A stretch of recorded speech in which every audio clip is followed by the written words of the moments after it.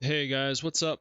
My name is Sam. I'm going to show you my recommended sandbox option settings in the new 7 Days to Die Update 3.0 for experienced players. I've been playing since around Alpha 15 and have I don't know, a couple thousand hours in this game. So these are the ones that I recommend.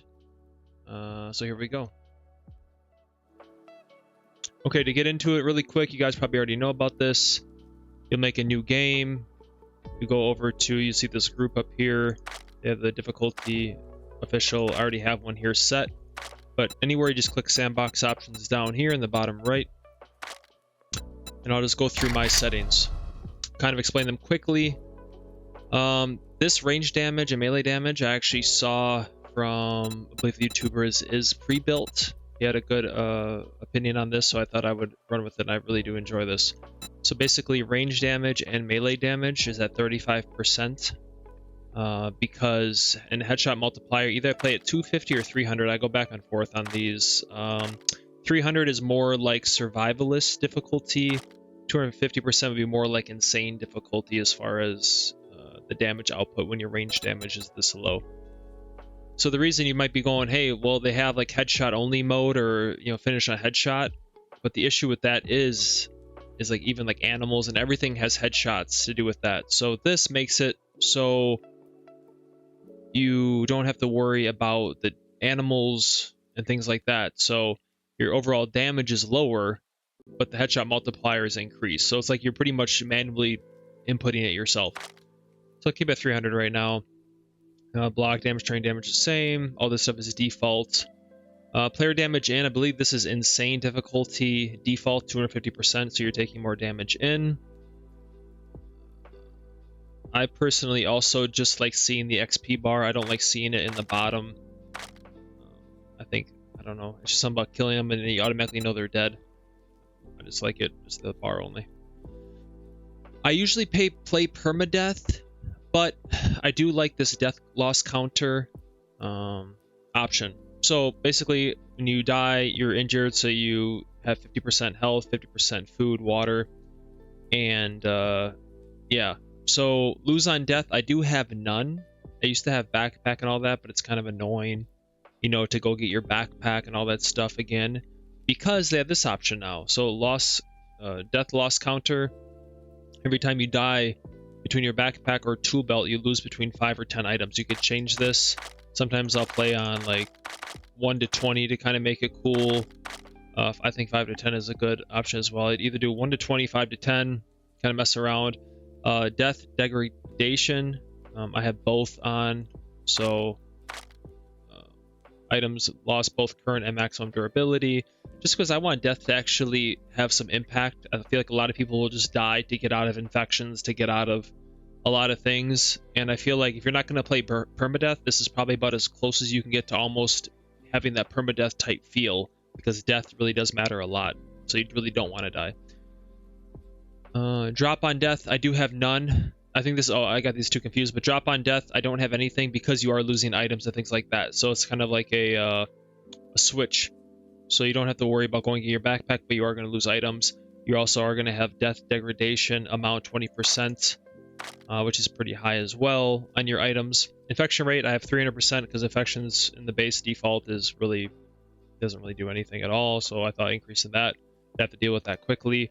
Encumbrance slots, I like this very high. I do use a higher backpack mod. I will, in the description, I have an imager link to show all my mods. I think right now I currently have like 25, 30 total for 3.0 so far. So a lot of just quality of life ones, a lot of like map pack POIs, and some just quality of life ones. I like some perk readjustments and learn by doing system. New player buff, don't have that. Jar refund 50% I think is fine. Entities, enemy spawning out, obviously.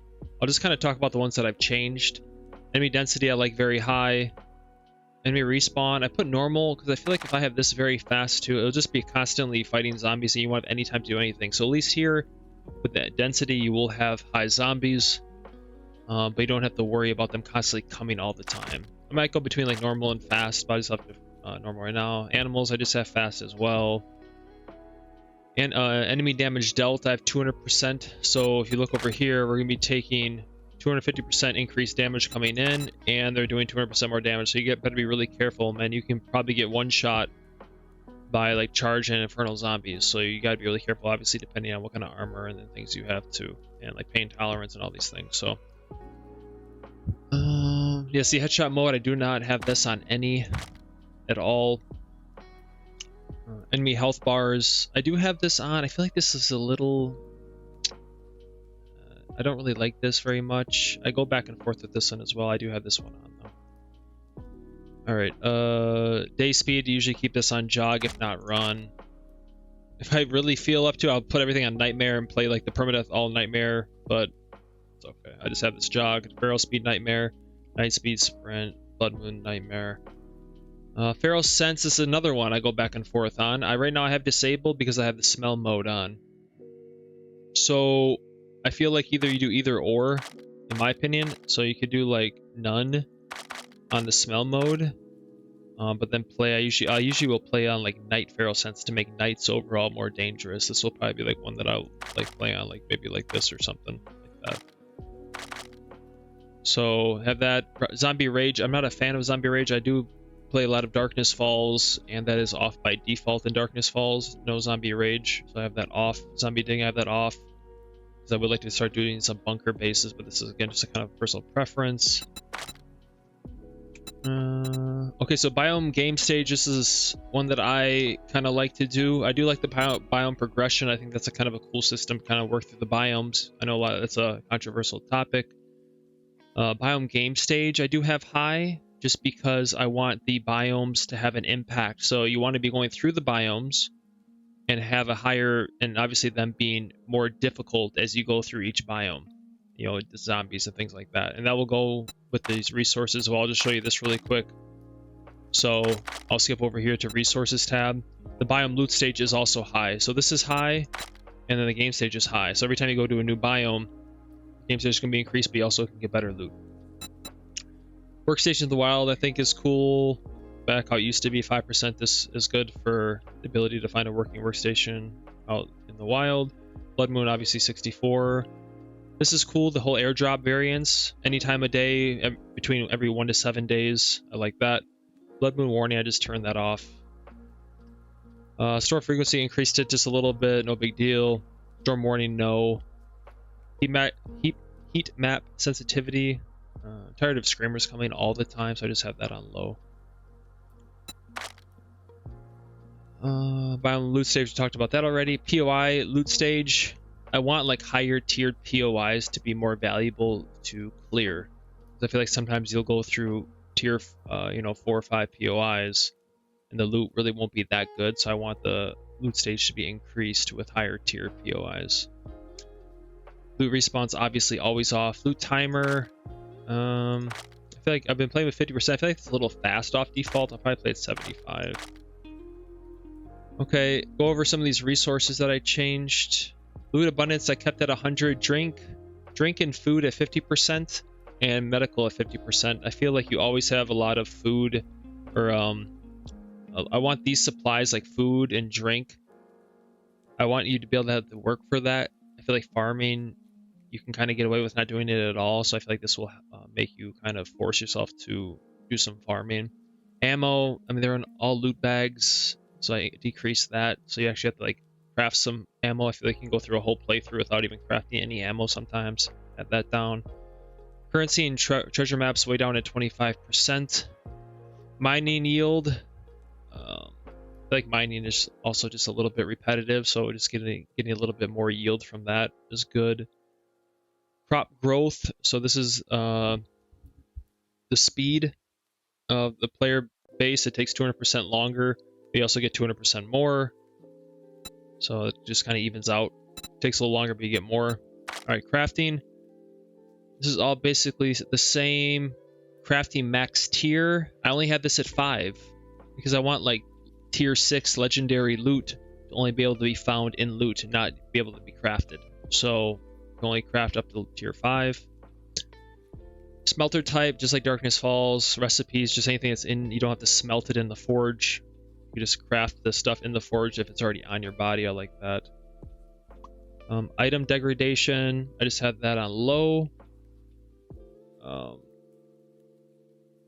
I mean, actually, I'm gonna leave this on default. Yeah, actually probably default. And then repair degradation. You lose 10% every time you repair. I was gonna do combine only. I feel like that could get a little annoying with having to only combine at this, or repair at the combine station. I do have that on both right now. Traders always open, claimable. It's like Darkness Falls-esque. You'll see a lot of that carry over with my settings. So always open, yes. Trade protection, claimable. So this is a big change for traders. I have trader stage very high, but their item count is low. They reset every 7 days. Every blood moon they'll reset. They can only buy up to 2 items without, you can't sell it anymore to them. So item count is low, but their buy price is at 200%. Also vending, I have reset us every 7 days, and the vending item count very low as well. Just because I feel like vending machines can be kind of OP for early game food. Trader max tier. This should actually probably be 5, to be honest, because I want only anything you can find level 6 in loot, not be able to craft it or get it from a trader. I'm gonna do that. No intro challenges, no intro quests. I buried quests off. Those are just annoying. Quests per tier. Right now I'm playing at 2, and I have quests per day at 2.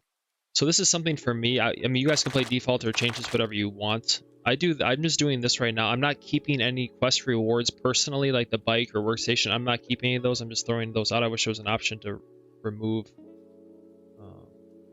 trader rewards at the end of a tier. And the reason I'm doing that is just because for myself, I can get very repetitive in doing and spamming quests. So I just don't want to focus on quests too much. I just want to do 2, knock out 2, and then just kind of focus on looting the buildings and just kind of doing that and forcing myself to get away from just spam questing. I mean, I could do like 1 and just go like F5 like this or something. I could do that as well. That's fine, probably. That's another option. I'll just leave that right there for right now. Okay, vehicle fuel usage at 200%. Vehicle self-damage down to 50%. And electrical output 50%. Because I feel as well generators and battery banks, you can get away with just using 1 for an entire base a lot of the times. So this will make it, you have to craft a few more and be more thoughtful in how you want to set up your generators and battery banks for your bases. So that's pretty much it. So what you would do then is you go to create preset, make it. I already have this Sam's Hardcore settings, save, and that's pretty much it. Then I go back. This is already the world that I made in a random world gen. These are all my options. That is pretty much it, guys. Sorry it was kind of long. If you have any questions, let me know. I'm enjoying a lot of these settings. It removes some mods that I usually use, not too many, but it does add a lot more variety to vanilla gameplay for everybody, consoles and everybody now. So if you don't like adding mods, this is great. So there are some mods that I obviously for sure recommend. You'll see the list below. But ones I would 100% not play without is like path smoothing is one I would do. And a lot of like the POI packs I personally like combo pack, vanilla POIs, ZZ tongs, POIs, prefabs. There's a few MP logs, prefabs. I also enjoy MPs like better biomes and even urban decay if it doesn't hurt your PC too much. Another cool one is called RAM, which is random affix mod, which allows, just look up RAM mod on Nexus. That is another cool one that gives some variation for weapons and gear, almost like an RPG element to the game. So if you guys have any questions, let me know, put them in the comments, and I would be happy to answer them. Oh, last one is craft from containers. Hopefully they add that to the sandbox settings. I feel like that is one they 100% need. All right, guys, bye.